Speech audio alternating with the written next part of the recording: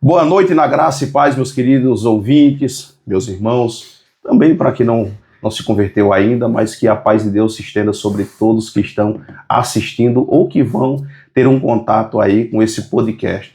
Estamos aqui depois de quase 2 horas de conversa. Vamos iniciar então mais um podcast no nosso Conversa Franca. Estamos hoje aí com duas pessoas que eu vou dizer aqui, que são pessoas do nosso coração, o pastor Valmir Bezerra, também o pastor Anderson Siqueira, era para estar aqui também o missionário Jonathan James, mas infelizmente devido ao tempo não pôde se fazer presente. Estávamos aqui com a pauta, algumas perguntas relacionadas para tratarmos, mas a conversa foi tão boa e produtiva até esse momento, relacionando a batalha espiritual, que nós vamos falar algumas coisas acerca disso, principalmente porque tem se deixado esquecido nesses últimos dias e as pessoas não têm sabido como lidar com essas situações. Mas eu quero passar já a palavra aqui para nosso querido pastor Valmir Bezerra, para que se apresente e dê o seu ok aí para o pessoal. Olá, meus irmãos, a paz de Cristo para todos, tanto cristão quanto não.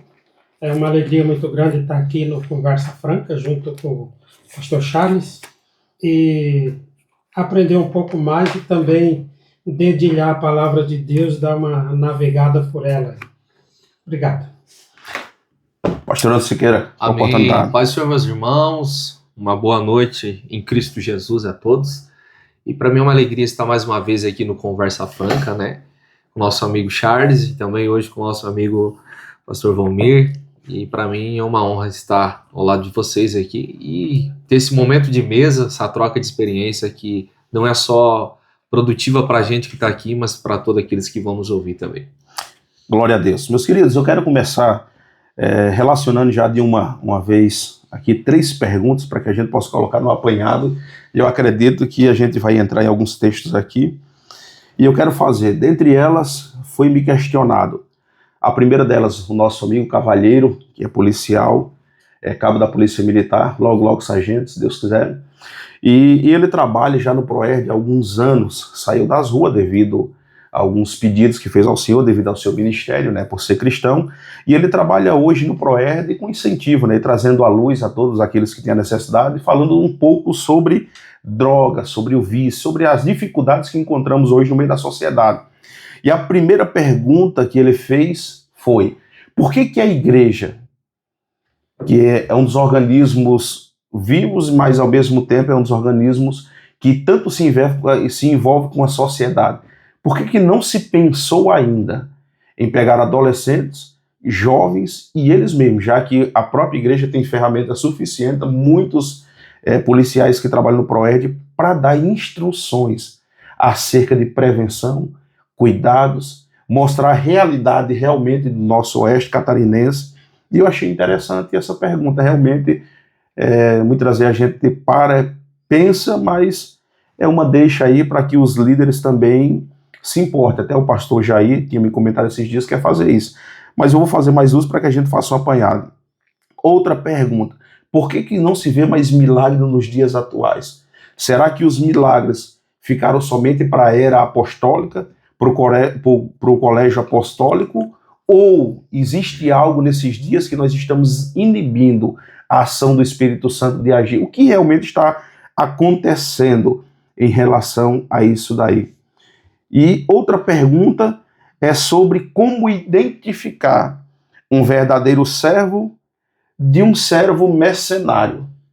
Eu acredito que existe uma correlação entre as 3 perguntas, porque todas elas trabalham dentro de um campo espiritual. Eu vou passar para o Anderson para que ele possa falar um pouco acerca dessas 3, e depois o pastor Valmir com certeza vai estar nos abrilhantando também ali com seu pensamento. Amém. Vamos ser objetivo aqui. Quero mais ouvir do que falar aqui essa noite. Com relação à pergunta do Cavalheiro ali, né? Excelente pergunta. A igreja ela até pensa, mas eu acredito que pensa tarde já. Quando o problema já está num estado mais avançado, mais dificultoso de se trabalhar, né? Então esse projeto ele deveria começar com estrutura e qualidade desde o departamento infantil. Essa é a visão. E não pode ser confundido. Uma salinha para as crianças, onde há um entretenimento num período de culto, com uma questão de estrutura, ensino realmente bíblico, orientação, que vai mudar de fato a forma da criança pensar. Se nós tivermos essa estrutura com uma sala com professores capacitados, qualificados, para que realmente ensine, com certeza os nossos jovens, nossos adolescentes, jovens seriam bem menos problemáticos. Mas para isso precisa toda uma questão de organização, né? Principalmente com questão de material, de professores, para que seja algo estruturado e não apenas uma salinha ali onde eu coloco a criança enquanto o pai assiste o culto. Até teve um congresso nosso, o Gabriel Bezerra esteve ministrando, Bezerra também, e o Gabriel falou uma fala no altar que eu achei interessante. Ele vai ver esse podcast aqui, ele pode confirmar ou escrever nos comentários.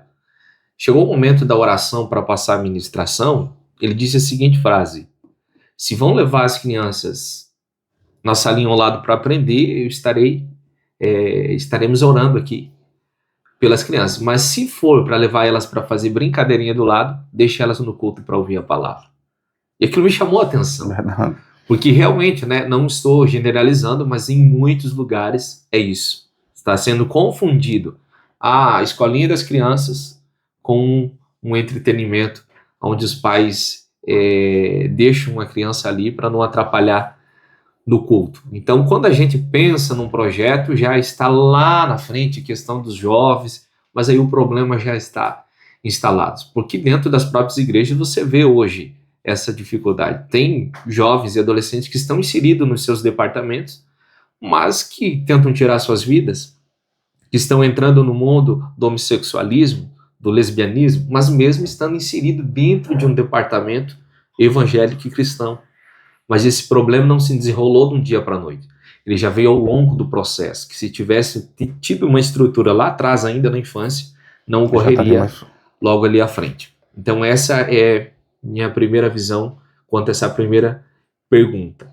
A segunda pergunta é relacionada à cura. Isso. Manifestações em gerais. Por que não se vê mais? Certo.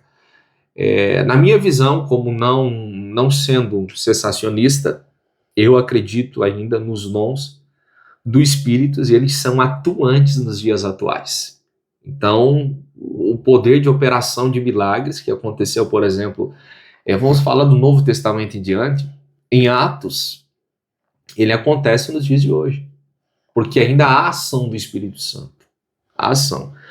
Porque Atos 3, você vê uma das manifestações ali, né?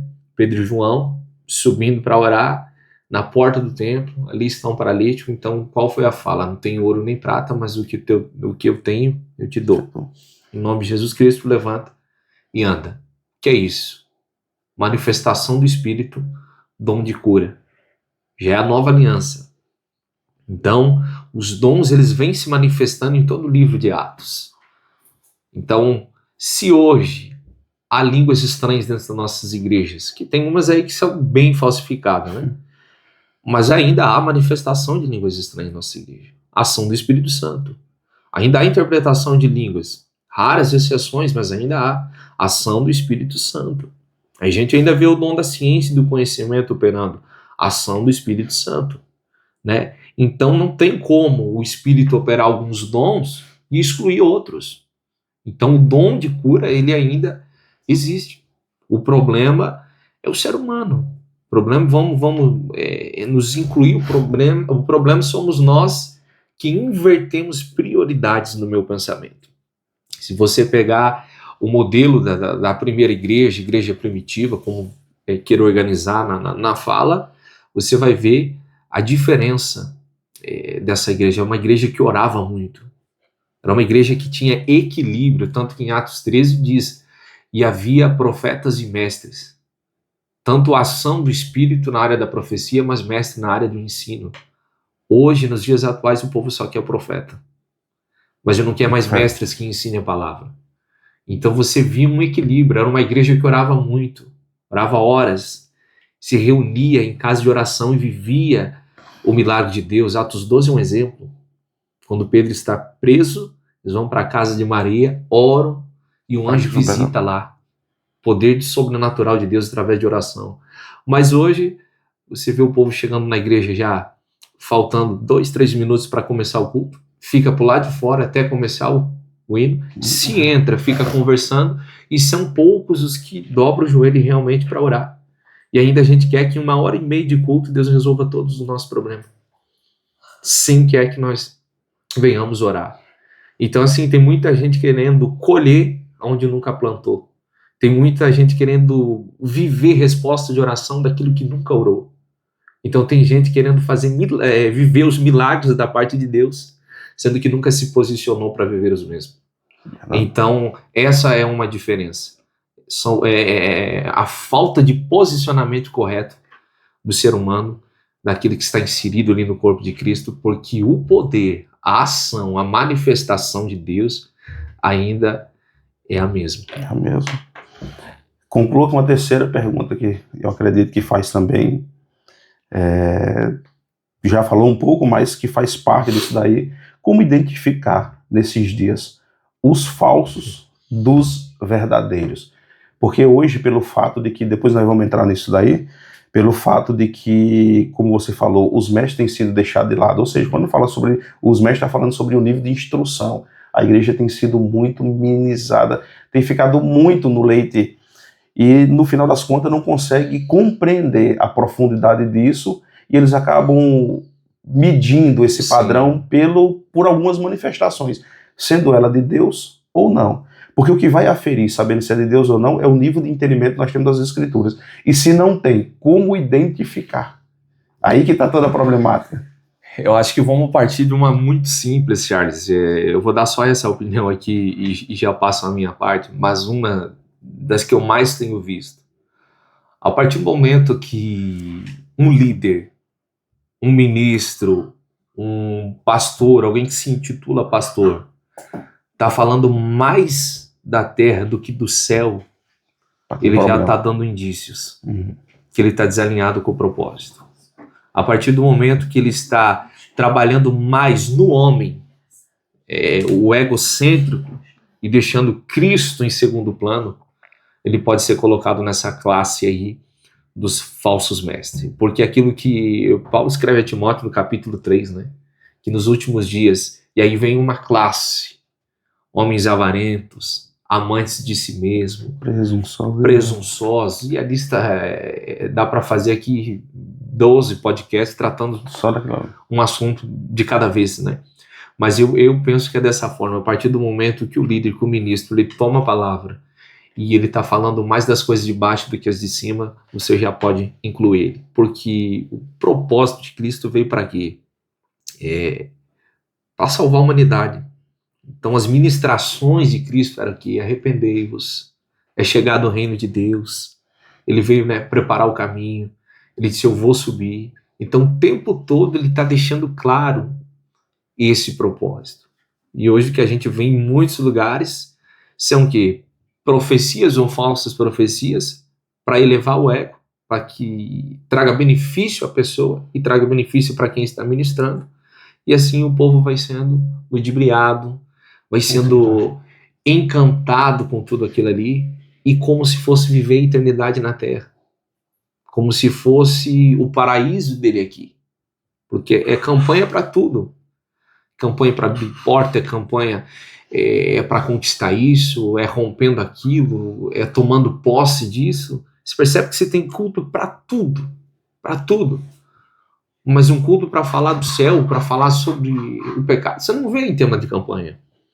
Você vê, são cultos que vai te beneficiar, e é por isso que muitos templos estão lotados de pessoas sendo ludibriadas por esses falsos mestres. Então você vê Cristo toda hora anunciando, e eu concluo com o texto que ele fala ao jovem rico: vai, vende tudo, né, e reparte aos pobres.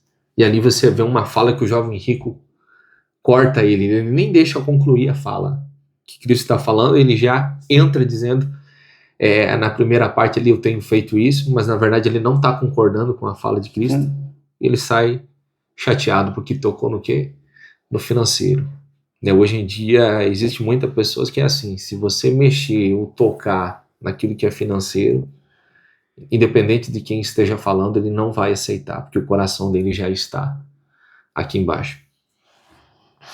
Pastor Valmir, você que está aí mais envolvido na área de ensino, como professor de teologia, Experiência. mais experiência já de longos anos, nos dê aí sua opinião em relação a tudo isso. Amém. Obrigado pela colocação, né?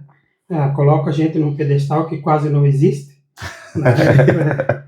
Mas estamos aí envolvidos nessa obra, na área do ensino, e Deus tem sido generoso com a gente, mais comigo do que com quem nos ouve. E as perguntas eu acho bastante sugestivas, né? A questão dos nossos jovens, adolescentes e crianças, e a ausência da igreja, no contexto geral, em mostrar para eles um futuro promissor. Eu tenho uma experiência, por exemplo, eu tive numa igreja, que não é do nosso ministério, mas eu tive nessa igreja, numa cidade próxima aqui, e isso tem alguns anos, e eu fui ministrar, então eu lembro até hoje, eu pedi, irmãos, abram suas Bíblias, tal. E eu esperei, como de costume, eu sempre espero para que o pessoal abra. De repente, uma criança, pastor, poderia repetir? Então eu olhei para o lado, de uma lateral da minha esquerda, eu vi que tinha bancos de criança sentados, todos eles sentados, eles não tinham uma classe para eles. E todos eles com Bíblia. Nesse momento, a minha mente flutuou, eu repeti o texto, capítulo e versículo, mas eu pensei comigo, se as crianças estão desse jeito, e os adultos? Então, assim, é uma igreja que está preparando o futuro dessas crianças, está preparando. E é claro que nós não podemos jogar essa culpa só para a igreja. É também um dever de casa. É um dever de casa também. Né? Eu acredito que mais dever de casa do que da igreja. Agora, que a igreja, de certa forma, precisa tomar um cuidado em relação a isso, eu não vejo dúvida nenhuma. Até porque nós estávamos conversando antes, né, antes de entrar ao vivo, né, nós estávamos conversando que há falhas e há fatalidades nessa questão, principalmente na área da liderança. Né, da liderança, se preocupar com os nossos filhos, com os filhos da igreja, com o futuro deles. E é como o Senhor disse, quando a gente vier a acordar para essa realidade, parece ser tarde demais. Porque aí já precisa de não só de um tratamento de ensino, mas precisa aí de um tratamento psicológico, um tratamento, né, antidope, que já estão viciados, já estão jogados, então a coisa começa a ficar mais complicada. E se nós olhar, e eu sei que eu estou falando não só a nós aqui, mas a centenas de pessoas, e é dentro das casas, a gente está vivendo isso, que a gente vai para o culto, os pais estão indo para o culto e o filho está indo, né, para um lado bem oposto. É culpa de quem isso? É culpa de quem? Da igreja? Nossa, né? Existe culpas, e tanto um quanto o outro tem uma culpa. Exato. Tanto um quanto o outro tem culpa. Tanto pai, mãe, quanto igreja também tem. Porque assim, ó, eu cresci no lar cristão. Tive esse privilégio. Durante um tempo, eu me distanciei, saí dos caminhos do Senhor, passei uns 4 ou 5 anos fora, mas eu não consegui permanecer. Por quê? Porque a Bíblia diz, instrui o menino no caminho que deve andar, e quando for velho não se desviará dele. Tem uma tradução de Bíblia, que nós chamamos das edições paulinas, e nela esse versículo está escrito assim: tudo aquilo que você quiser que o seu filho seja quando for grande, ensina para ele enquanto ele é pequeno. Então, tem uma didática aqui. Tem uma didática, tanto para nós pais, é a nossa responsabilidade, quanto para a igreja. Nós não podemos afugentar esse compromisso, né? Porque assim, ó, como o senhor explicou, bem explicado, e eu tenho falado também, por onde tenho passado, as crianças estão saindo para uma classe para fazer desenho de uma casinha, uma florzinha, ou eles estão indo para aprender da palavra? Eis a questão. Que algumas salas, elas não são sala de aprendizado da palavra. Elas são uma sala de diversão, de brinquedo. E isso a criança, ela faz todos os dias. Todos os dias. Então ela deveria estar aqui. Pastor que passou por aqui, o nosso pastor Arcelino Vitor de Mello, ele disse, as crianças deveriam ficar aqui. Por quê? A palavra parece que passa por cima da cabeça dele. Porque a criança está desatento. Mas a criança tem uma virtude que o adulto não tem. Ele está aqui escrevendo, mas ele está observando e vendo tudo. Né? Então, e eu vejo isso porque numa sala de aula de teologia, nós tínhamos uma irmã e ela levava a criança. A criança tinha 7 anos e ela estava sempre sentadinha, quietinha. Ninguém nunca observou essa criança. Até que um dia ela disse, pastor, eu posso fazer uma pergunta? E a mãe dele disse, não, você não pode. Claro que pode. Está sentado aqui, pode. E aí nós descobrimos que aquela criança estava mais envolvida na teologia do que a mãe. Estava mais envolvida. Então, há uma fatalidade, tanto da questão paterna quanto da igreja. Existe. Né? Então, eu acho que a gente deveria de trabalhar melhor isso. Né? Hoje eu não sou mais um pastor de igreja, certo. Trabalhei durante 30 anos assim, né? Hoje não, mas o senhor é. Né? O senhor foi até pouco tempo, e a gente tem que ter a preocupação com todos os departamentos, inclusive das crianças. Inclusive das crianças. Por quê?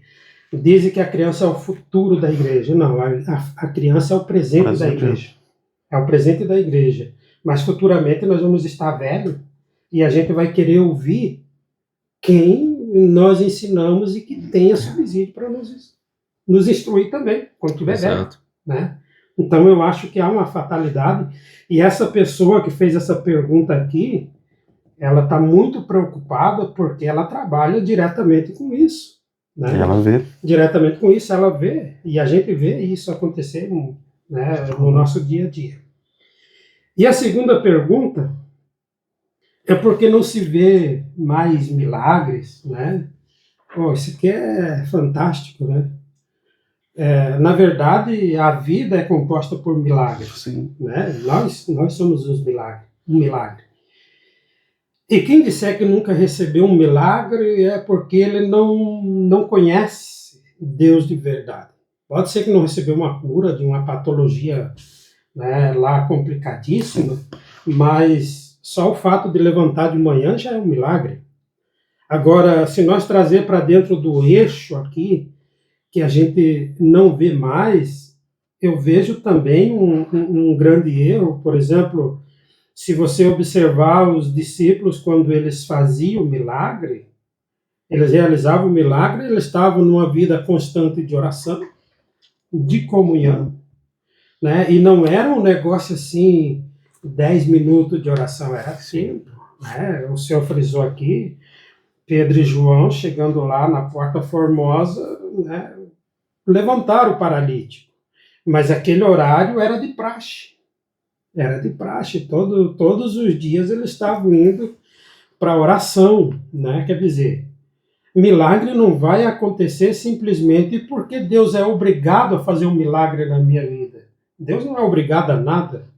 Agora, se eu buscar dele, aí a gente vai ver acontecer milagre.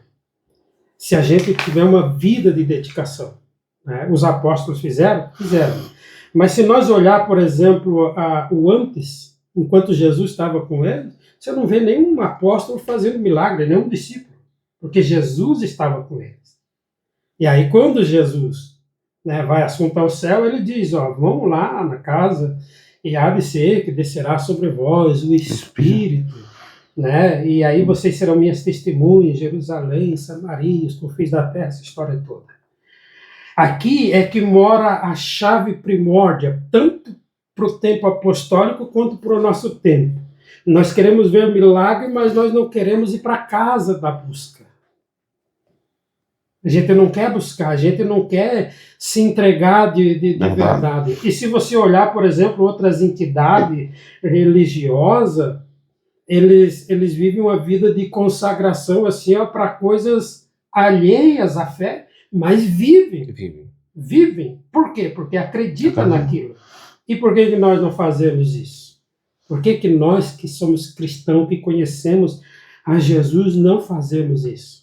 Então, o milagre, eu também creio, irmão Anderson, que o milagre ele não deveria ser buscado, ele deveria de se cumprir o que está escrito. E esses sinais seguirão. Perfeito. Seguirão, quer dizer... É consequência de nós estarmos indo. Exatamente, é uma consequência do meu estado de espírito com Deus.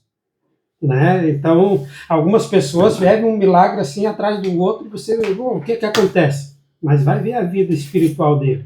Vai ver a vida de entrega, de intimidade. Então, isso é uma falha que nós temos.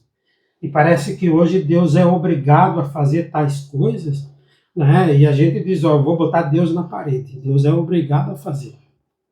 E não é assim que funciona. O milagre tem que seguir os que creem.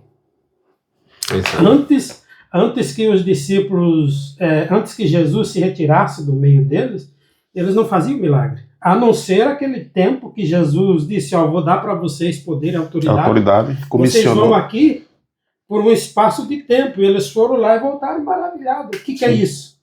Jesus estava, de certa forma, dizendo, eu vou dar só uma vírgula de um biscoito para vocês entender o que é viver a vida de fé. E nós? O que nós estamos buscando para que essas coisas venham a acontecer e a calhar em nosso ministério e nossa vida? O senhor estava falando antes, né, de coisas espirituais que aconteceram, milagres e tantas coisas. Isso só acontece na vida de quem busca. Só na vida de quem busca, porque se não buscar, meu irmão. E tem algumas pessoas que vão correr. Sim. Quando chegar uma necessidade, vão correr porque o negócio é sério. Né? Então, essa é a minha visão. Eu creio em milagre, eu sei que Jesus faz. Eu sou um milagre. Né? Eu nem era para estar vivo, mas nem vou comentar sobre isso. Mas estou. Né? Por quê? Porque Deus faz. E Ele ainda continua fazendo. E eu acredito que se nós buscar, nós vamos ver. Né? E a outra pergunta é como identificar o falso do verdadeiro. Aí dá pano para manga. Né? Aí dá pano para manga. Nós estamos vivendo um tempo de muita heresia. Eu diria assim, uma questão que parece que meia falsa, sabe? De um evangelho muito fácil. Uhum. De uma pregação que parece que vai mexer com o ego, mas não mexe com o espírito, que não te transforma, que não te muda. São, né, gatilhos que atingem a emoção. Exatamente, que a pessoa sai de lá, poxa, que maravilha. A gente é acostumado a ir em cultos e de repente tu pergunta, como é que foi? Maravilhoso. E a pregação foi sobre o quê? Eu não sei, só sei que foi bom. Então quer dizer assim, é o falso envolvido com o verdadeiro. Né? Onde está o verdadeiro? O verdadeiro é aquele que entra pelo caminho da palavra, em primeiro lugar. Tem que ter palavra. Se não existir palavra, não é verdadeiro. E a palavra, ela tem que se confrontar, tem que ser confrontada. Certo? Então, uma pessoa que prega um evangelho falso, mentiroso, enganador, pode ter certeza que ele tem filosofia, teologia humana, conhecimento secular, mas não tem Bíblia. Porque a palavra de Deus confronta. E eu sempre digo, quando eu tenho a oportunidade de pregar, eu sempre digo, se a palavra de Deus não confrontar, então não é palavra. Não é palavra. Outra coisa que a gente vê, por exemplo, entre o falso e o verdadeiro, é que a Bíblia diz que o mercenário, ao ver o problema, ele foge. Ou seja, o falso corre. O verdadeiro aguenta. Aí, quando a Bíblia diz, tudo bem que fala de Jesus, Sim. Mas se nós trazer para um sentido literário para nós, a Bíblia diz assim, ó, eu sou o bom pastor e eu conheço as minhas ovelhas e sou delas conhecido. Da mesma forma, se eu sou um bom pastor, eu também conheço o meu rebanho e eu sei quem eles são. Ontem nós tivemos um culto fúnebre de uma pessoa que partiu para a eternidade e no final estava conversando com o irmão dessa pessoa e diz, ó, o lugar dela era ali, ó, aquele banco ali. E ele chorou, ele disse, como que o senhor sabe que era o banco? Eu disse, eu era o pastor dela. Olha só. Então eu sei o lugar onde ela estava e eu sei onde está cada um dos membros da minha congregação. Então o lugar dela era ali. E ela diz, aquele banco vai ficar marcado. Por quê? Porque tem um pastor que conhece, Sim. que sabe, conhece as ovelhas e são dela conhecidas. Tem um parente nosso que o senhor já levou e ele trabalhava no interior, então ele tinha um rebanho de ovelha. Ele disse, vem cá, eu vou te fazer um teste contigo. Chama as ovelhas para mim. Pode chamar do jeito que tu quiser. E eu chamei, gritei, falei nome bonito, elogiei, mas nenhuma. Não deu nem trégua. Ele disse, você quer ver como funciona? Ele ergueu a voz e elas já levantaram as orelhas e vieram todas na direção dele. E aí ele diz, é isso que a Bíblia diz. Jesus é o bom pastor e ele conhece as suas ovelhas e as ovelhas dele lhe conhece. Aí ele diz, ó, aquela ovelha lá está doente, é por isso que ela não levantou. Então, eu sei do estado dela. Nós temos que tratar. Então, essa é uma questão. O falso, ele não se preocupa com a tua doença. Ele não se preocupa com a tua dor. Ele não se preocupa com o teu problema. Mas o verdadeiro, ele chora contigo. O verdadeiro chora. Isso é forte, né? Bem, isso aí. Isso é forte. Eu fiz duas anotações aqui que eu achei interessante. No apanhado vocês falaram ali. Pedro e João, quando foram lá na Porta Formosa com aquele paralítico, interessante que eles disseram. O que eles tentaram dizer ali? Não tenho recursos terrenos, mas tenho reserva do céu. Isso é forte. E o pastor, enquanto o Valmir estava falando ali, achei interessante daqui dar uma pregação. As duas ali. Se os sinais seguem, é porque aquele ao qual está sendo seguido não está nessa, está caminhando, não está parado. Então a resposta é: por que não se vê com tanta veemência ou de uma forma muito mais clara os milagres? Porque nós estamos parados muitas das vezes, estamos estagnados. E você pega desde o Antigo Testamento, a promessa de Deus foi sempre que os sinais correrão, os sinais seguirão, ou seja, é movimento. Você pode olhar, não existe um chamado de Deus com alguém ocioso. Todos estavam envolvidos em alguma atividade. Então, se é para os sinais seguidos, é porque tem que ter algum movimento. E isso nós aprendemos com o Espírito Santo no início de tudo isso. Pairava, movimentava-se, incubava, ou seja, tinha um cuidado específico por aquilo que estava sendo gerado. É muito forte isso daí.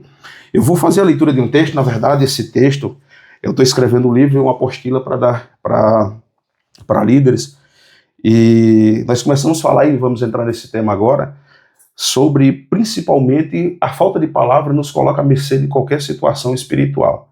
Se não conhecemos então a palavra, dificilmente conseguiremos o quê? Identificar quem é verdadeiro e quem é falso. Por isso que Jesus, no Sermão do Monte, no capítulo 7, ele teve que confrontar todos os discípulos que estavam passando por aquele processo e dizer, olha, naquele último dia, que é o julgamento do trono branco, capítulo 7, versículo 21, 22 e 23, onde eles tentarão se justificar. Tem poder, tem ação, mas não tem fruto. Meus irmãos, vamos entrar num tema agora, eu falava antes e eu não posso espiritualizar tudo, mas dá uma vontade de dizer, o capeta se levantou. Mas esse texto que eu vou fazer leitura aqui faz pauta de um livro, na verdade eu estou escrevendo para trazer seminários para liderança. Isso daqui falou muito forte comigo, se encontra no capítulo 13 de 1 Samuel, a partir do versículo 18, você que é espiritual já vai entender. Isso aqui fala sobre o confronto entre Israel e os filisteus. Filisteu, biblicamente, todo mundo entende que é uma representação ou manifestações, ou representam o reino das trevas, ou Satanás, e queira como você deseja entender. Mas o versículo 18 fala assim, ó, outra tomou o caminho de Bet-Horon, e a terceira tomou, está falando sobre três povos dos filisteus, onde eles se dividiram para guerrear contra Israel. Mas o versículo 19 me chama muito a atenção, que fala assim, ó, em toda a terra de Israel, olha só, não se achava um mesmo, um único. Tem traduções que é muito mais forte, dizendo um único ferreiro. Pois os filisteus disseram que os hebreus não façam espada nem lança. Olha a estratégia dos filisteus. Se nós vamos guerrear contra Israel, pode não ser hoje, mas nós precisamos preparar uma condição que seja o quê? Que seja boa para nós. Para que quando a gente for guerrear, eles não tenham armamento suficiente e nem tenham como fazer. Mas o versículo 20 diz, pelo que todo Israel tinha que descer aos filisteus, a fim de amolar cada um o seu arado, a sua enxada, o seu machado e a sua foice. Vou falar só sobre isso daqui. Primeira estratégia de Satanás para os nossos dias. Tira a capacidade de forjar armas, de produzir algo construtivo. Espada significa o que na Bíblia? A palavra de Deus. Então o que Satanás diz? Tira o que? A capacidade deles compreenderem as Escrituras, a palavra de Deus. Só que o versículo 20 me chama mais atenção, porque os filisteus não somente tiraram essa capacidade, todos os ferreiros de Israel, eu não sei qual foi a estratégia que ele utilizou, porque é embaraçosa nós pensarmos, mas o texto diz isso, só que no versículo 20 diz que mesmo assim Israel subia, mas dentro de uma limitação. É só para amolar o que? Enxada, foice, essas coisas. Olha só como é que Satanás, espiritualizando um pouco aqui, ele trabalha. Ele vai tirando aos poucos a nossa capacidade de compreensão, de nos armarmos, de termos a palavra na nossa vida, mas também nos faz totalmente dependente dele, não corta vínculo. A Israel chega num certo momento e diz, nós precisamos guerrear. Só que o texto diz no versículo 22, assim no dia da peleja não se achou nem espada, nem lança na mão de todo o povo que estava com Saul e com Jônatas. Só Saul e seu filho Jônatas tinham armamento. Imagine só, como é que o rei, seu filho, vai para uma guerra. Versículos anteriores fala que uma estratégia dos filisteus foi tirar todo esse armamento do meio de Israel, mas ao mesmo tempo fez com que Israel se tornasse dependente, só que ele tinha que fazer o quê? Tinha que subir com limitações. Olha, a espada eu não posso te dar. Os cultos de hoje, a palavra não vai ter. Mas assim, ó, amola aí tua enxada, nem que embole tudo aí, só para maquiar. Aí tu vai voltar para casa e vai dizer, não, amolei alguma coisa. Mas não foi a espada. Amolou tudo. Porque enxada, foice fala de quê? Trabalhos seculares. Trabalho pesado, braço. Pesado, braço. Mas não significa que seja para Deus. Porque no propósito aqui, que deveria vencer, eles tinham o quê? Não tinham condições suficientes para batalhar. E o grande problema que estão vivenciando hoje nas batalhas espirituais são essas. Fica com aquele pensamento de que está se preparando para algo, mas no momento da peleja, aí vai perceber que não está preparado. Agora me chama a atenção que dois estavam preparados. E eu não vou nem entrar aqui para a gente não se estender muito, que eu quero entrar no campo espiritual. Saul e Jônatas tinham. Ou seja, toda a liderança. Por que o impedimento não veio para eles também? Porque isso daí significa o quê? Que cada um terá que dar conta de si mesmo. Ou seja, nós temos que estar percebido daquilo que está sobre os nossos cuidados, sobre nossas mãos. Saul e Jônatas sabiam que em qualquer momento eles poderiam ser o quê? Forçados a batalhar. Então eles preservavam aquilo. E Jônatas diz que tinha. Só que no versículo 6 do capítulo 17, Jônatas, a minha tradução fala sobre escudeiro. Mas em outras traduções fala sobre pajem. Existe uma grande diferença entre pajem e escudeiro. Por quê? Porque existe uma diferença de idade, de preparação para se tornar cavaleiro. Mas quando diz que era um pajem, Jônatas diz assim, ó, o seu escudeiro, ou o seu pajem, vem, passemos a guarnição desses incircuncisos. Porventura operará o Senhor por nós, porque para com o Senhor nenhum impedimento há de livrar com muitos ou poucos. Respondeu o seu escudeiro, faz tudo o que estiver em mente, segue, estou contigo, a tua disposição será a minha. Aí eu fecho aqui para nós entrarmos um pouco aqui, entrarmos no campo espiritual. Imagine só, Jônatas ele identifica toda essa dificuldade, ele sabe que nem todos estão preparados, Sabe que os filisteus se dividiram em 3 grupos para tentar pegá-lo de surpresa. Aí Jonathan, que é o único que está armado, não fica ocioso, não fica parado, diferente do rei que fica aguardando. Jonathan, porque o texto diz que o seu pai não sabia do plano de Jonathan. Aí ele fala para um escudeiro, para um pajem, na verdade, no original se fala, alguém com idade com pouca idade, um jovem que estava aprendendo para ser um dia um cavaleiro, mas ao mesmo tempo estava disposto a guerrear. Nos dias de hoje, o que pensaria, pastor Almir? Eu vou não. Só tu tá armado? Aí eu vou ir, eu sou novo, estou aprendendo e vou morrer. Aí o que esse rapaz diz? Se realmente Deus está nesse negócio, porque Jonas fez o quê? Jonathan confortou o coração dele e fortaleceu ao mesmo tempo, dizendo, sendo muito ou sendo poucos, não importa. O que importa é que Deus está ao nosso favor. A arma nós temos. Aí os versículos seguintes diz que Jonathan ia derrubando e seu escudeiro ia matando atrás. Ou seja, nós precisamos estar preparados com arma e pessoas ao nosso lado, que nós possamos influenciar e termos convicções o suficiente para eles assimilarmos que, independente se é pouco ou é muito, nós seremos o quê? Vencedores, trazendo isso para o mundo espiritual. O que está acontecendo nesses últimos dias em relação a tudo isso que nós estamos conversando? Falávamos sobre batalhas espirituais ali. Eu vou falar um fato, eu até cuido para que o YouTube depois não nos cancele. Ali na rota que faz que sabe vocês acompanhem, ali o trajeto de Guatambu, ali naquela rota tem mais ou menos umas 3 ou 4 casas de macumbarias.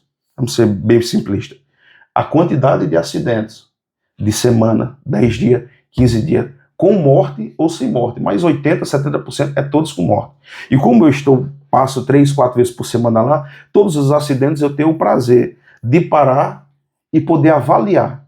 O que ocasionou isso? Bateu numa placa e faleceu? O carro tombou numa reta? O que está acontecendo? O que realmente pode acontecer com tudo isso daí? E nós vemos o quê? Que são trabalhos espirituais que têm sido feitos. E como o Anderson falava antes ali, existe o quê? Porque Satanás ele é organizado, muito diferente, muitas das vezes, de nós que deveríamos ser um grande exemplo. Então ele tem hierarquias, e ele trabalha de uma forma, eu vou dizer que no mundo espiritual, uma forma organizada e sensata, de uma forma hierárquica. Então ele sabe quando agir, quando atuar, as estratégias a serem utilizadas, e nós percebemos no meio de Israel que eles só foram perceber que estavam despreparados para a batalha quando a batalha chegou. Imagine só. Aí quando chegou, aí o texto diz, não, mas ninguém tinha nada. Por quê?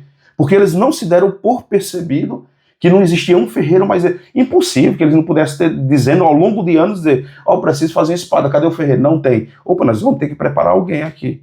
Como é que passa tempos e tempos, eles não estão percebendo que falta mão de obra qualificada naquela área tão importante para aqueles dias ali.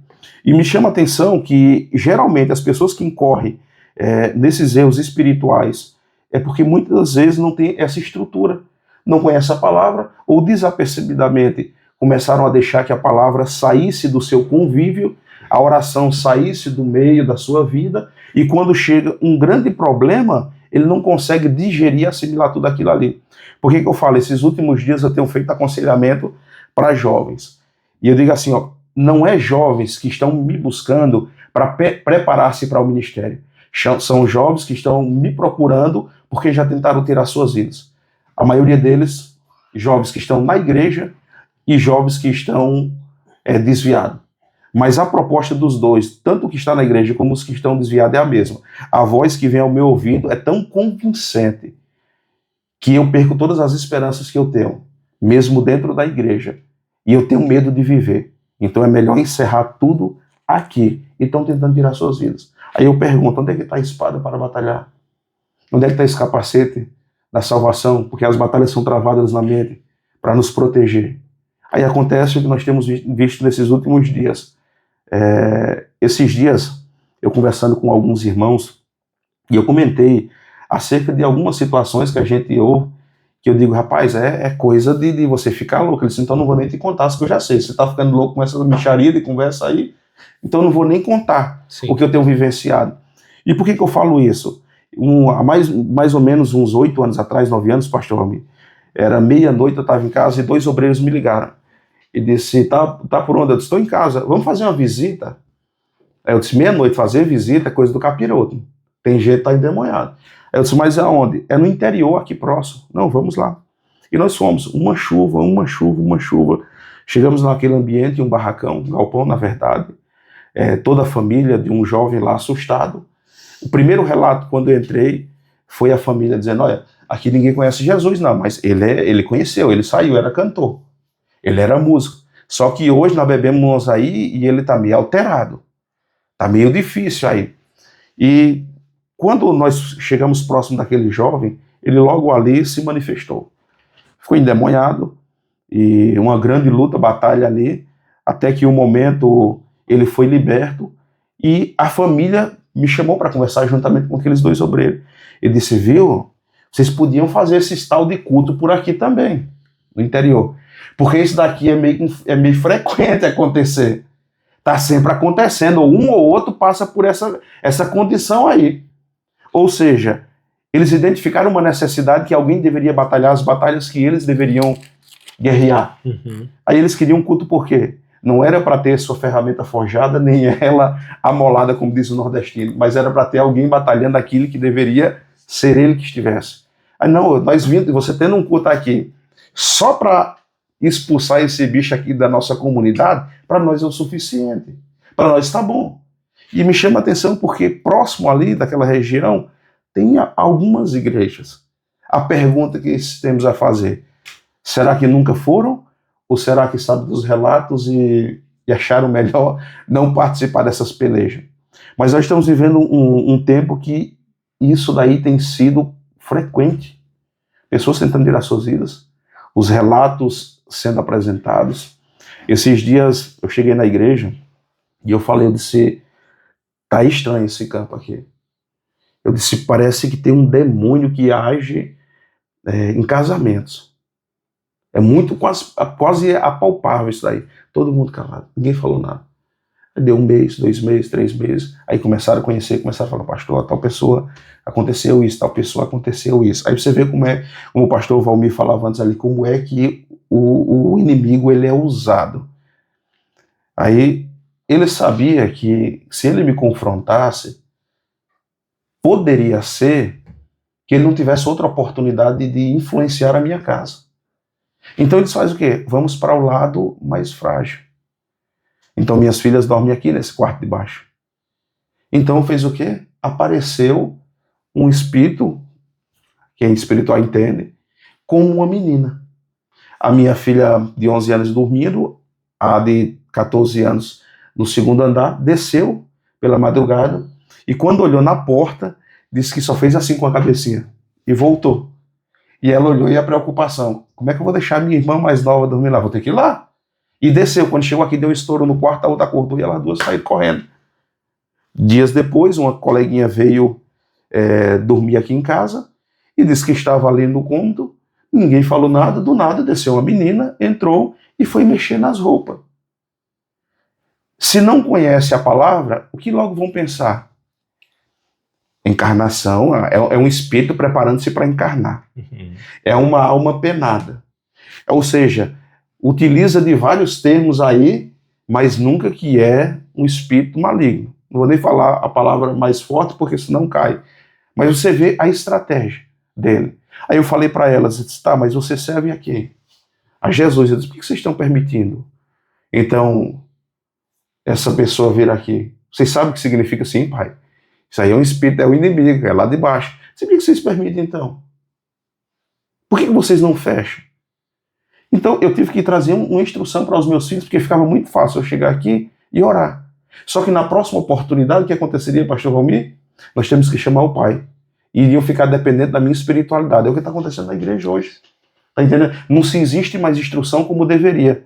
E as pessoas acabam ficando dependentes daqueles que estão buscando um pouco. É Jonathan e o escudeiro, cada um tentando batalhar e o povo atrás. Ora por mim no culto da campanha, ora por mim no culto de domingo. Pelo amor de Deus, ora por mim. Aí quando tu chega em casa é um WhatsApp, pastor, ora por mim. Quando tu sai para a igreja, pastor, ora por mim. Ou seja, são pessoas que pelo fato de não terem sido ensinadas, começaram a ficar dependentes da oração de alguém. Aí eu falei disso, repreenda. Aquele quarto é de vocês, aqui ele não vem, então repreenda eles lá embaixo. Perderam o medo. Aí eu pergunto, o que fazer? Vamos para as perguntas agora, que o tema agora esquenta. poucos minutos para a gente finalizar. E aí, irmãos? Depois de todo relato, você comentava ali sobre batalhas espiritual. Eu achei interessante aqui, só tocando rapidamente, 2 pontos. Enquanto você lia o texto e fazia a sua colocação. Primeiro, que o adversário estudava Israel. Sim. Enquanto eles estavam sossegados, o adversário estava estudando. Percebendo, estudando. Segunda coisa, o tempo passou. E chegou o dia do confronto. Então, 2 pontos bem rápidos aqui. Enquanto igreja, membros, líderes estão acomodados, a batalha no mundo espiritual está travada. Está travada, está acontecendo. Só que o adversário está estudando e a gente muitas vezes está desligado. Né? Até eu vi uma frase outro dia, não lembro onde, não sei se eu li, não sei aonde que foi, que a batalha você não se ganha, ela só no campo de guerra. Ou melhor, você não ganha a guerra só ali no campo de batalha. Você ganha estudando teu adversário. Então é isso que o Satanás hoje mais tem feito. Ele nem tem feito muita força para destruir ministérios, casamentos, líderes, obreiros e até mesmo fechando portas de igreja. Porque ele tem estudando e ele sabe onde atacar. O tempo está passando e a gente está se envolvendo com outras coisas, e aí quando chega o dia da batalha acontece o que ele citou no texto. Poucos são os que estão preparados. Aí sobrecarrega e fadiga a minoria, enquanto os outros que tinham que estar dando suporte não estão. Outro fato interessante ali, que tinha um moço. Fala de geração. Um equilíbrio, né? Das gerações. Estava ali, não com a experiência talvez de Jonatas, mas observando. Então, além de tudo, da confiança em Deus, ele tinha alguém à sua frente que tinha experiência para aquilo. Um dos fatores nos dias atuais é você saber quem são suas referências. Eu sempre digo para os jovens, e até é uma coisa que se escuta muito em alguns púlpitos: não, irmão, não olhe para mim, porque eu não tenho, eu não sou, né? Isso, aquilo, não, irmão, tem que olhar. Mas com certeza. Paulo disse o quê? Sede meus imitadores, assim como eu sou de Cristo. Olha para mim. Porque a partir do momento que eu não puder influenciar alguém no mundo espiritual, influenciar alguém com o meu caráter, com minhas atitudes, eu estou falhando no ministério. Eu estou falhando na minha chamada. Né? Então o que acontece? Muitas aberrações estão dentro da igreja hoje, porque já não se tem referências hoje nos altares, em muitos altares. Porque quais são as referências? A internet, rede social, os youtubers. Então eles compram a ideia que eles estão vendendo lá, mas eles não conseguem encontrar dentro do meio que estão inseridos alguém que possa influenciar, alguém que esteja na linha de frente com as ferramentas afiadas e que saiba o que está fazendo quando a batalha chegar. E é interessante, para a gente passar para o Valmir, que esse pajem ele não tem arma própria. Ele estava ali para, vamos dizer assim, para dividir o esforço do seu líder, para levar uma parte daquilo. O escudeiro de Golias levava a sua lança, levava o seu escudo, mas esse pajem aqui é interessante que ele não tinha arma própria, mas ele lutou e matou com a arma do seu líder, com a arma de Jonatas. Aí eu pergunto, quantas pessoas, o pastor Valmir tem uma bagagem, e não é somente questões teológicas, mas tem uma bagagem de vivência dentro da igreja, que isso daí pouca gente para hoje, nesses dias, para ouvirmos. Isso é muito importante, porque traz maturidade, faz a gente acertar onde outros erraram, outras dificuldades passaram. A pergunta é, se eu não tenho essa bagagem, por que eles não têm mais esse desejo de estar próximo? Dizer, pastor Valmir, eu não tenho essa espada que você tem, mas eu vou estar do teu lado aí, nem que seja para levar só o escudo. Eu tenho uma fé para isso daí, até o momento que eu vou ter essa espada também aí afiada, porque não basta ter ela, se ela não... Vamos lá, pastor Valmir, o que é que você me diz tudo isso? Tem algumas lições muito profundas nesse texto, que o senhor leu, e eu vejo alguns pontos interessantes. Primeiro, que o adversário ele sempre dá um jeito, ou ele quer dar um jeito de desarmar o seu oponente. Primeira coisa. E se você olhar, por exemplo, em todo tipo de competição, seja futebol, seja luta, seja qualquer tipo de competição, os oponentes eles vão se estudar, vão analisar quem que eles vão enfrentar, qual seria a dinâmica do oponente, o que ele tem que fazer, o que ele tem que melhorar para vencer, né? Então, essa é uma das estratégias do adversário. E, infelizmente, como igreja, em muitos dos aspectos, nós estamos exatamente assim. Não vamos generalizar, Sim. mas a maioria dos casos está exatamente desse jeito, totalmente desarmado. Totalmente desarmado. Outra coisa que eu vejo é que, além de estar desarmado, até para o trabalho secular era obrigatório descer até a região deles para você conseguir, de certa forma, um subsídio para conseguir trabalhar. Ou seja, afiar enxado, machado, arroz, para ir trabalhar. Então, até nisso eles estavam dominando. E se trazer para o sentido espiritual, não é diferente, porque o adversário ele cerca de todos os lados na vida sentimental, emocional, física, trabalhista, né? E as pessoas tornam-se escravo. Eu não estou dizendo que o fato de você não ir no culto um dia, um outro dia, estamos falando de vida espiritual, de preparação, certo? Porque um dia lá que o outro você não vai poder frequentar um culto, vai ter que deixar passar, mas não quer dizer que você esteja desarmado ou despreparado para qualquer tipo de enfrentamento. Isso. E outra coisa que o senhor falou, e está registrado no texto que o irmão Charles leu, é que o dia da batalha chega. E, infelizmente, chega num momento em que você está inteiramente desapercebido. Eu vejo também, se nós chegarmos ainda no livro de Samuel, acho que é capítulo 6, que fala sobre Davi, quando os adversários se reuniram lá no Vale dos Refaíns, né? E o guia veio e disse: Davi, os nossos inimigos estão tudo acampados, eles estão preparados e nós estamos prestes a perder uma batalha, porque eles já estão preparados, nós estamos até festejando. Aí eu vejo também outra questão, os soldados de Davi eram preparados? Eram. Estavam preparados? Estavam, mas não estavam vigilantes. Sim.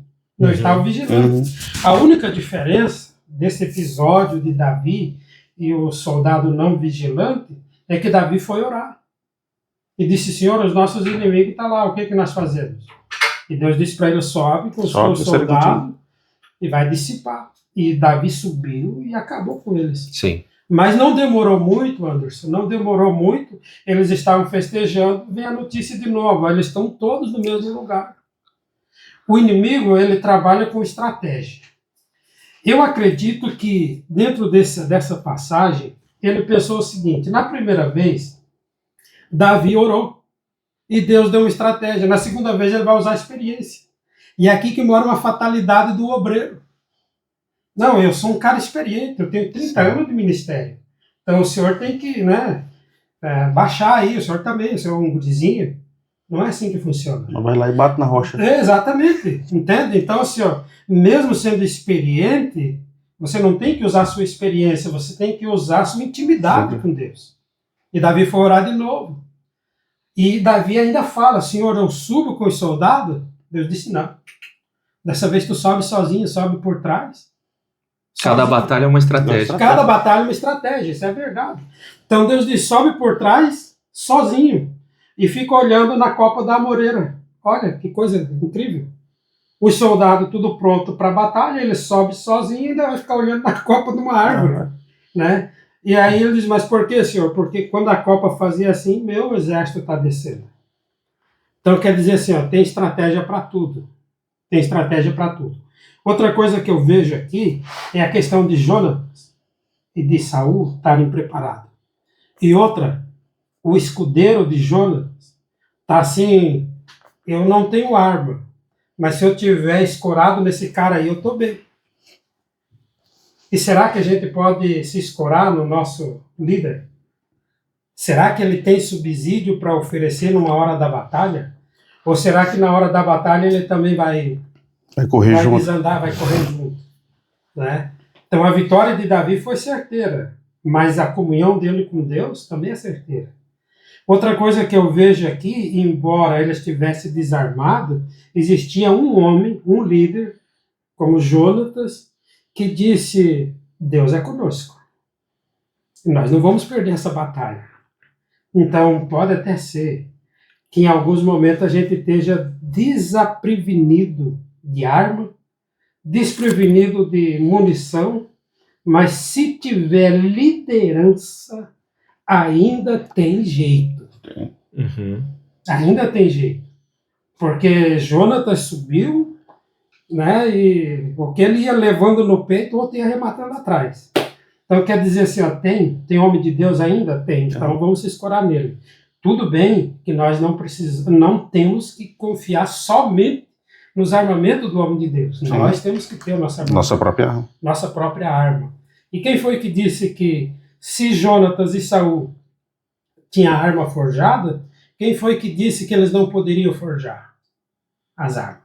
Entendeu? É o medo de enfrentar o adversário. E esse é um problema nosso, enfrentar o adversário. Uhum. Né? É profundo, né? É profundo. E outro fato interessante é que, se você perceber, o rapaz está ali, como o Charles bem frisou, né? Acompanhando, ele não tem as ferramentas, não tem como é que eu posso dizer aqui de forma correta a minha expressão? Ele não tem as ferramentas para ir na linha de frente na batalha. Só que quem está no meio, que tinha as ferramentas para estar, não está. Quem poderia estar com a sua arma afiada junto ao lado de Jonatas, não vem. E nos dias atuais, trazendo para o mundo espiritual, está mais ou menos dessa forma. Quem poderia estar somando, está complicando, está diminuindo. Quem poderia entrar nas guerras junto com o povo, junto com a liderança, são os que estão criticando. Muitas das vezes, em muitos lugares, está dessa forma. Até tem a ferramenta, mas está no oculto, não está preparado e está escondido. Aí o pastor falou algo que é importante, a importância de ter ali um homem de Deus. Porque enquanto tem um homem de Deus, ele ainda consegue ter essa habilidade de influenciar alguém. Mesmo que aos olhos dos demais, ele não seja preparado para carregar uma arma e entrar na guerra. Mas se tiver o homem de Deus, ele vai influenciar. E agora eu falo por uma experiência minha. Cada vez que eu converso com uma pessoa mais experiente, muitas vezes já falei para o pastor Valmir, foi muito ministrado nas ministrações dele, isso de anos atrás. Quando você recebe uma orientação, uma palavra, aquilo gera em você um desejo de crescer, de querer alcançar um ministério, de querer fazer algo para Deus. Então é tremendo também que enquanto tiver homem de Deus, ele vai influenciar alguém dentro da congregação, e aos olhos dos demais que têm ferramenta, mas que não estão preparados, ao observar alguém que está só ali, aquilo pode ser um improvável. Pode ser aquele que ninguém dê nada. Aquele que ninguém olha para ele e não veja, não, esse daí não serve nem para servir a água. Mas tem um homem de Deus que está influenciando, e amanhã depois eles não vão entender. Quando ele estiver na linha de frente na batalha, Deus colocando em posições a qual os demais deveriam estar e não estão. E quando vê aquele que está presente nessa posição, não vão querer aceitar. Mas pelo simples fato de ter medo do adversário, como o pastor frisou, de não preparar suas ferramentas e de não ter a leitura que o adversário estava estudando eles. Quer ver uma coisa, já que eu dei um spoiler sobre todo esse meu trabalho que estou fazendo, eu vou dar esse, não sei, tem 2 palavras, não pode seguir Jesus. Seguindo Jesus, eu quero trazer para a liderança, o Marcelo, e já que nós tratamos disso, eu vou falar um pouco mais para que a gente possa finalizar. Me chama a atenção que antigamente a estratégia do inimigo era matar cristão. Só que ele viu que quanto mais matava, mais se levantava o povo, mais crescia. Então ele muda a estratégia. Só que a estratégia mudada, já foi dita aqui, de tempos em tempos, porque ela precisa estar alinhada ao tempo. Então, antigamente, não vou falar, essa geração ainda era o pensamento, e até hoje pessoas falam, não, mas agora a estratégia mudou. Em vez de matar, agora ele faz com que uma liderança caia. Agora ele faz com que alguém entre dentro da igreja e influencie. E a estratégia para esse tempo não é essa. Sabe qual é a maior estratégia para os nossos tempos? Porque se um líder cai, quantos por cento da congregação ele leva? Leva um monte. Mas vamos jogar em porcentagem. 70%. Vamos dizer que 70%. Só que desses 70% passa-se o tempo e eles fazem o quê? Uma grande porcentagem retorna. Agora, imagine só quantas igrejas estão iniciando hoje e Satanás preserva. Mas o que é ministrado lá são heresias. Não cai ninguém, mas já está caído. Você está entendendo?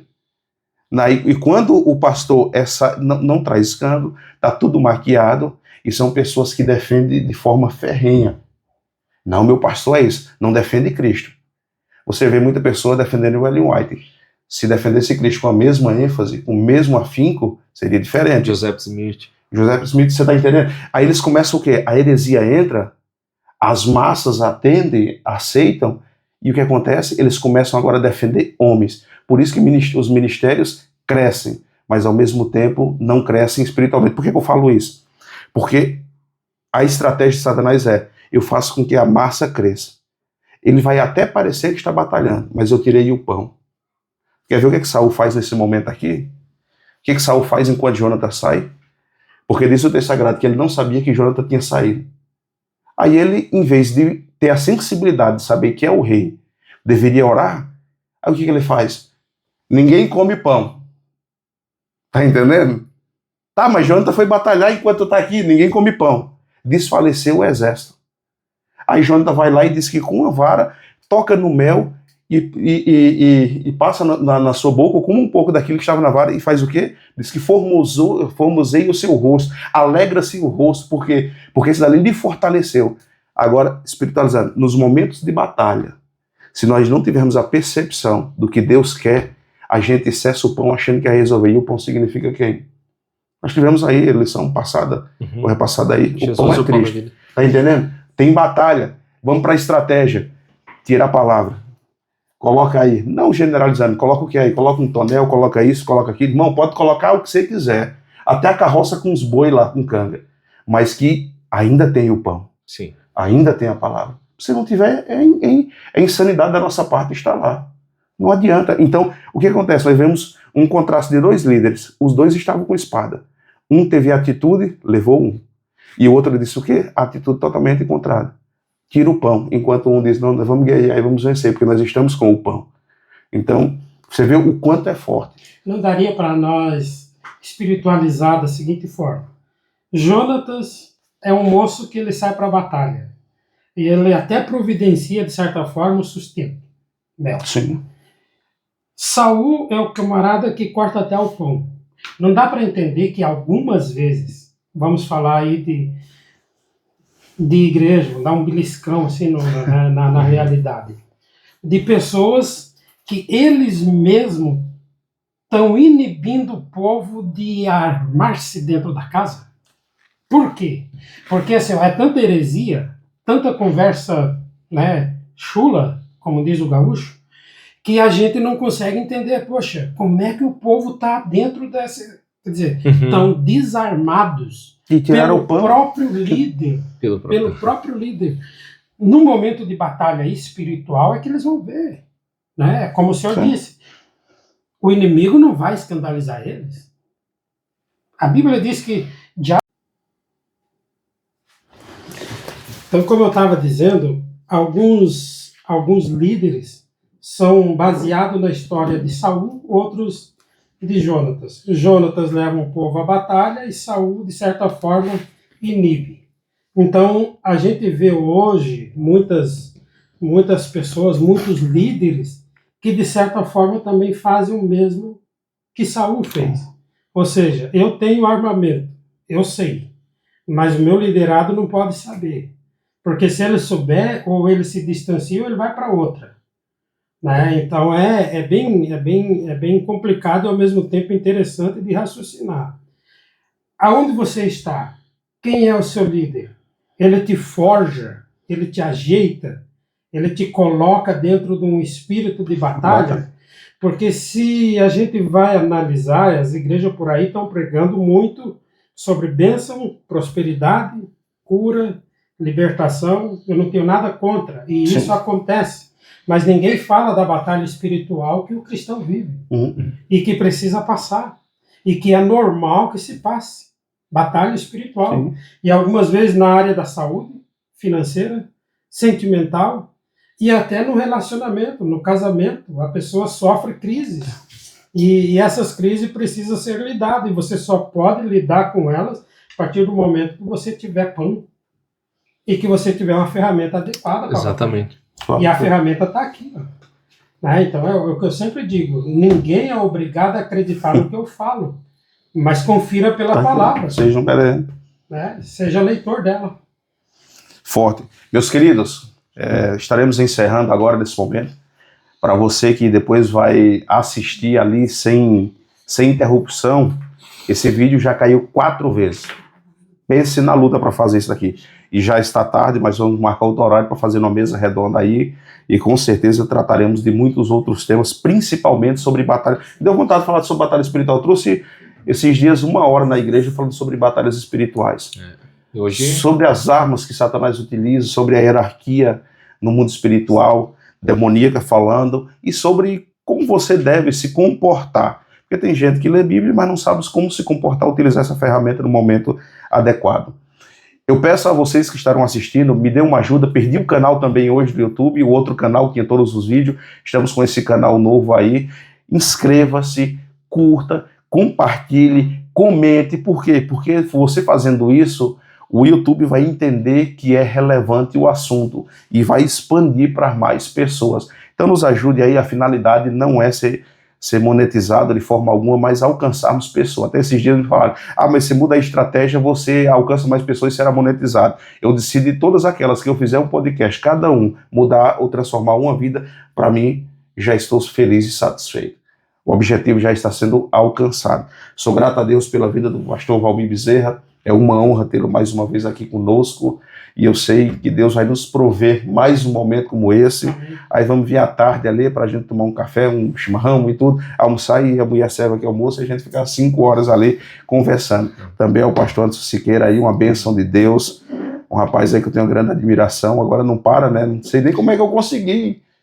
Hoje esse podcast, essa agenda aí, que é uma luta, os dois deixaram seus compromissos, eu falo para eles, eu estou em casa, então para mim, se vira vigília não tem problema, mas a gente sabe que amanhã tem nossos afazeres, então precisamos ser prudentes, porque você vai assistir de manhã, de tarde, qualquer horário, e a gente já está aqui a longas horas da noite. Mas pastor Valmir, deixe sua palavra de encerramento aí. Pastor Charles, a minha gratidão a Deus por esse momento. Isso aqui é interessante, é importante. Não só para quem está nos ouvindo, irmão Anderson, mas para nós mesmos. Verdade. Para nós mesmos. Aqui a gente não dá lapada, a gente leva lapada. E a gente sai daqui recondicionado. O negócio é tão profundo que parece que a gente está interagindo não só entre nós, mas com todas as pessoas que nos assistem. Verdade. Né? Então, minha gratidão a Deus por esse momento. Obrigado uma vez mais. É sempre bom estar aqui junto com o senhor, com sua família, com Anderson Siqueira, quem eu reverencio e tenho prazer em ouvir, né? Que Deus prossiga abençoando a vossa vida. Obrigado. Amém. Deixar também um abraço a todos que vão nos assistir. A minha gratidão por estar aqui com o Charles mais uma vez e com o pastor Valmir. Para mim, uma responsabilidade muito grande. Só Deus sabe do meu temor aqui, que estou diante de 2 pessoas experientes, que eu admiro, com bagagem, conhecimento e experiências, né? Porque não é só a fala, mas é a experiência. Porque tem pessoas que não se movem apenas por aquilo que é dito, mas é ao ver a conduta, o caráter e a experiência de vida. Então, tenho grande admiração por vocês. E para mim foi uma honra e saio daqui desse podcast edificado. Isso revigora a nossa fé, assim como o pastor falou. E deixar a sugestão pro pessoal aqui que assistam até o final e compartilhem esse vídeo. Porque o final aqui, quando entrou em batalha espiritual, gente, foi muito forte, né? Só o texto ali a gente ia ficar mais 2 horas aqui mencionando no texto, mas então fica a minha gratidão por estar aqui. Assistam e compartilham. E deixando a minha última fala aqui também a respeito ainda da batalha espiritual, só um texto que me veio à mente aqui, e eu preciso deixar esse texto, é que quando Charles falava que a estratégia dos dias atuais não é mais matar, aquilo que o Espírito Santo colocou no meu coração, a estratégia do diabo não é mais matar, mas é neutralizar. Neutralizar. E aí veio a lembrança daquele texto de 2 Reis, ou 1 Reis, se eu não estou equivocado, onde Eliseu está lá em Dote, lá em Dotã, e o exército adversário dos sírios vem e cerca o acampamento. E tem um menino moço ali no meio, e o menino vê a visão do exército, se apavora e vai acordar o seu líder, né?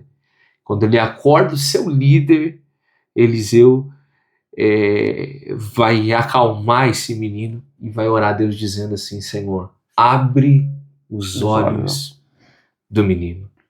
Daí eu concluo a minha fala com esse texto: que os nossos olhos sejam abertos, que os olhos dos líderes sejam abertos, que os olhos dos membros da congregação, do povo que está inserido no meio cristão, estejam abertos para ver que há uma batalha no mundo espiritual. O inimigo já tem neutralizado alguns, mas se nós abrirmos nossos olhos, nós veremos o exército do Senhor ao nosso lado para dar vitória nessa batalha. E não tem batalha perdida quando o exército de Cristo está ao nosso lado. Essas são minhas considerações e que Deus abençoe a todos no nome de Jesus. Glória a Deus. Se esse podcast aí chegar a mais de 100 curtidas ali, no próximo nós vamos vir nós 3 aqui, e eu quero falar algo que eu tinha anotado aqui. As estratégias de Satanás, apesar de que ele muda de tempos em tempos, mas sempre envolve 2 coisas: dúvida e medo. Ele sempre age com essas 2 portas, e vai ser muito forte que a gente vai falar aqui, desde Gênesis, colocando dúvida naquilo que Deus tinha falado, tentando fazer com que Cristo perdesse a identidade, ou gerasse dúvida. Se tu és o Filho de Deus, fazendo com que Samuel, no capítulo 16, tivesse medo da morte, porque dizia ele: mas se eu for lá, Saul certamente me matará. Fez com que ele perdesse a percepção do propósito que Deus queria para a sua vida. Se chegar assim, a gente vai fazer com mais tempo aí, 2, 3 horas. Em nome de Jesus, sou grato pela sua vida. Amém.